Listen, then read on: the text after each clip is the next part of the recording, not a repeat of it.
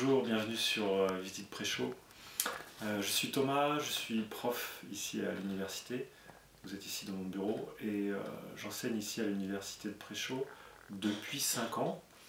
Il y a une centaine d'étudiants ici au département de français. J'enseigne également à l'école de langue et parfois aussi dans quelques lycées de la ville. Donc, comme je vous disais, c'est ma 5e année ici à Préchaud. Auparavant, j'étais chez les voisins tchèques à Ostrava. Également, là-bas, j'enseignais le français à l'université. Donc maintenant, je vais vous raconter un petit peu ce qu'il y a de bien à faire à Préchaud. Alors, Préchaud, je dirais que c'est une ville à la fois calme et animée. C'est calme parce que vous ressentez pas forcément de stress quand vous vous baladez sur la rue principale notamment. Et c'est très animé. On compare Préchaud à Seattle. Il y a beaucoup de groupes de musique par exemple.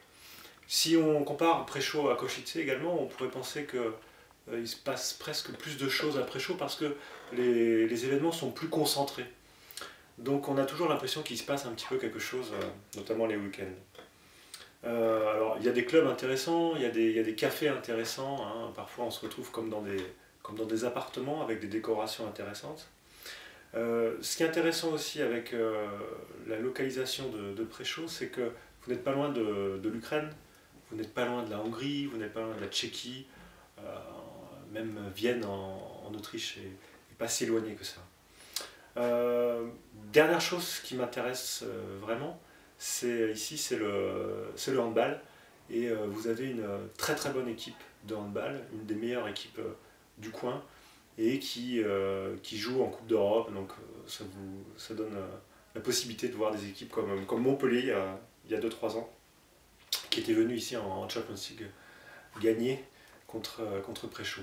Voilà, donc Préchaud c'est vraiment un endroit à visiter, et vous aimerez son calme et ses animations, et puis sans oublier évidemment tout le rapport à la nature. Il vous suffit de marcher 5 minutes derrière et vous êtes en plein dans la forêt.